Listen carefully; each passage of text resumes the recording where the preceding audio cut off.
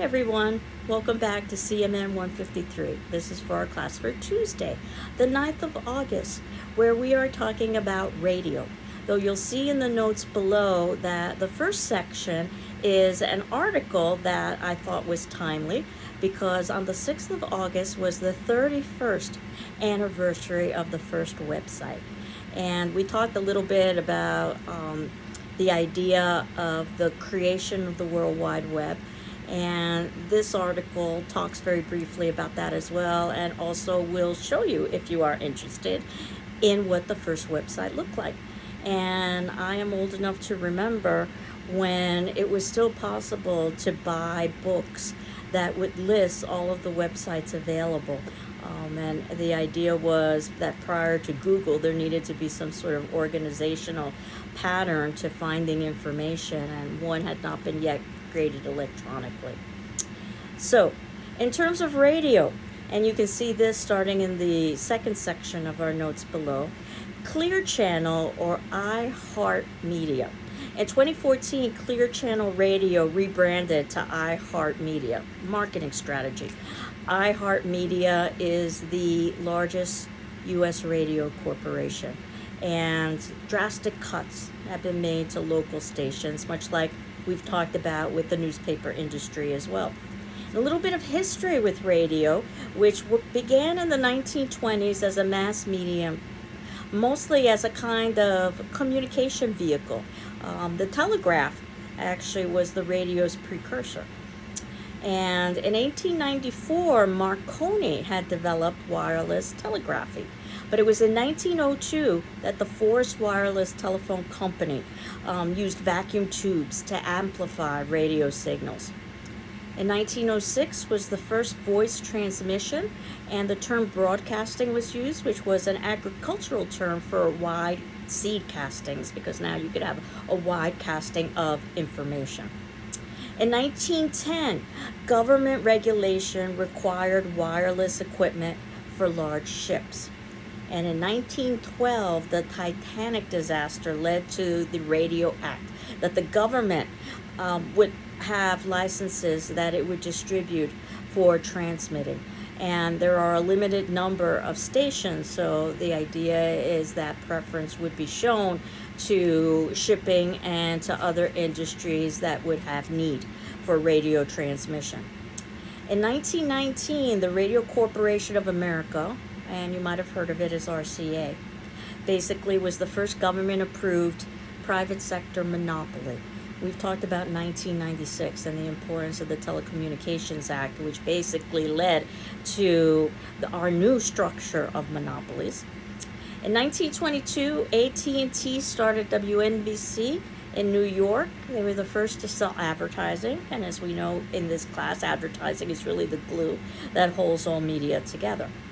And in 1923, NBC simultaneously aired a program both in New York and Boston.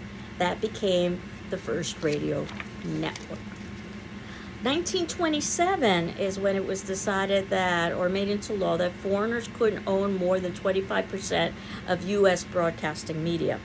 Note that in 1985, a foreigner, Australian Rupert Murdoch, became a United States citizen, in part so that he could acquire more than 25% of U.S. broadcasting media. And we've talked about him quite a bit in terms of the journalism section and the way that he was able to use both Fox and television and also cable news to basically reformulate the industry. 1929, a brilliant stroke. RCA teamed with General Motors to put radios in cars. And in fact, that's where still the highest listenership occurs, in cars during commutes. 1932, there was an antitrust case to break the radio monopoly. And again, that lasted until we have the 1996 Telecommunications Act. The 1930s is what's known as radio's golden age, and this is when programming was put on radio. And in fact, they were oftentimes dramas and serials. And when television was invented, and we'll be talking about television shortly, then what we see is what happens with so many media industries, that the new media industry tends to borrow, or shall I say steal, from the previous industry. So television was taking a lot of the programming, the dramatic programming from radio, so radio decided to then focus on music. So 1940s became important because of something called FM radio, which means frequency modulation. It allowed greater signal clarity. It also allowed for additional stations, and that was one of the reasons why music was such a happy such a happy invention for the radio, or it was such a happy combination for the radio because of the greater clarity. 1950s is when there were portable transistor radios. These were small radio signal amplifiers that you could carry. It almost reminds me of the kind of innovation that happened with the smartphone, that now we basically carry our computers in our pockets. 1950s is when format radio was created, things like the Top 40. And in the 1960s is when National Public Radio, NPR, was created. This was the first non-commercial radio network. And we'll talk about this too in terms of PBS, or Public Broadcasting System, when we get to television. The 1970s decided to focus on specialization of formats so that you could target specific demographic groups. This is where particular radio stations would have particular kinds of music that would target probably particular ages or particular sections of the population. And then in 1990s was the emergence of talk radio, which became so important in terms of our political landscape, and also so important in terms of cable network news. And then in the 2000s, as we've talked about previously, is when we had convergence. This is where you've got internet radio, you've got podcasts. So the power of broadcast media, and this was truly a broadcast media in a way that no other media we've discussed thus far, except for, of course, internet, existed. And in 1938, you may have heard of a very famous radio program, War of the Worlds by Orson Welles. And the reason why it was so famous is because it was aired on Halloween Eve, and it was an adaptation from H.G. Wells's War of the World. No connection between H.G. Wells and Orson Welles. They just happen to share the same surname, but no connection between them. But basically, Orson Welles adapted that novel into what would seem to be a series of news reports. And he timed it very deliberately so that after the initial disclaimer that we were listening to fiction, what occurred afterwards seemed quite realistic, especially for the time period. And many people believed that Martians were indeed invading Earth, and mass panic resulted. It's hard to explain the kind of panic that resulted. People literally committed suicide, thinking that that would be the better alternative. I remember my former dean at GCC telling a story about one of his teachers in elementary school who was a child during the War of the Worlds broadcast. And she remembered very clearly that she lived in an apartment with her family above the family store, which was basically a kind of a neighborhood bodega, if you will. It was a place where you could get snacks, and a little neighborhood grocery store. And she remembers very clearly as a child running downstairs into the store and eating as many bananas as she could, because bananas were her favorite food. She wanted to eat as many as she could before the invasion of aliens took place and she wouldn't have access to bananas. So that's a true story. In fact, if you look at the notes below, you'll see that I've included some New York Times headlines about the panic that ensued. This is in section C under the 5th section. And not just the headlines, if you wanted to read the full text from those news stories from the New York Times, you can also access that as well. There is a short documentary that I wanted you to watch about the War of the Worlds. It appears in the larger documentary entitled Battle Over Citizen Kane. And we'll talk about Citizen Kane when we get to the movie section. It's approximately 11 minutes long. You can see in the notes below. That's in our 5th section in the A area. I'll tell you a little bit about the panic that ensued with War of the Worlds. And there also is an apology that I would like you to watch. That's 7 minutes long that Orson Welles made.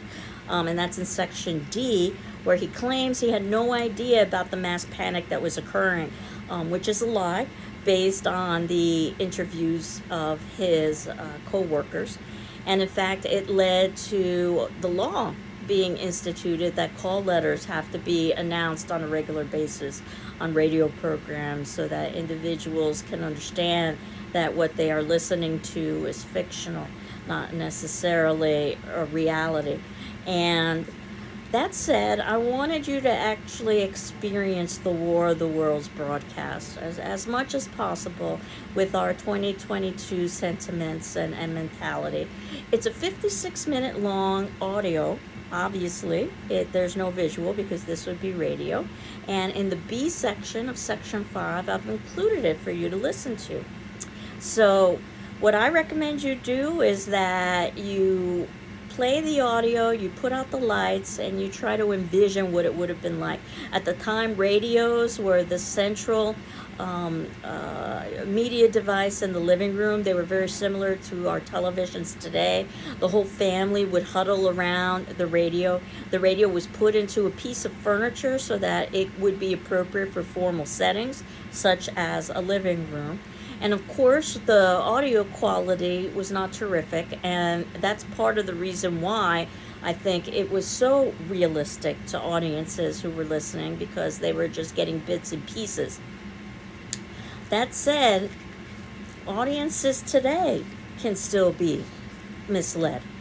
In 2013, which was not that long ago, the Discovery Channel aired a documentary about the Megalodon shark.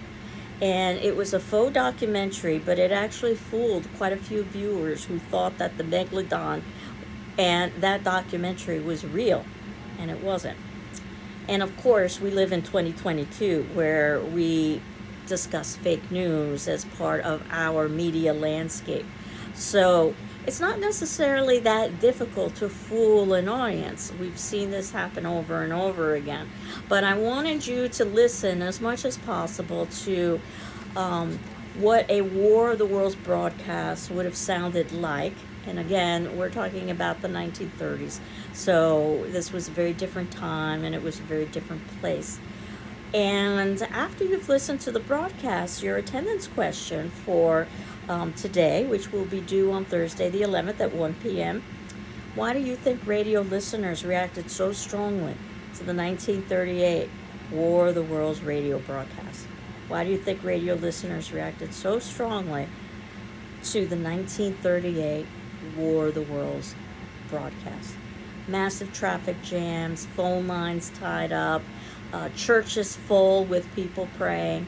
And again, you'll see that in the documentary that I've asked you to watch, the 11-minute documentary on War of the Worlds, and also Orson Welles' apology, which is not terrifically truthful, that he delivered after the broadcast, and that's 7 minutes long. But do listen, not watch, to the broadcast in its entirety, and look at some of the headlines from the New York Times and some of the articles to get a sense of the real panic and hysteria. I hope you're doing well. I'm doing well, and we will continue on next class. Take care. Bye-bye.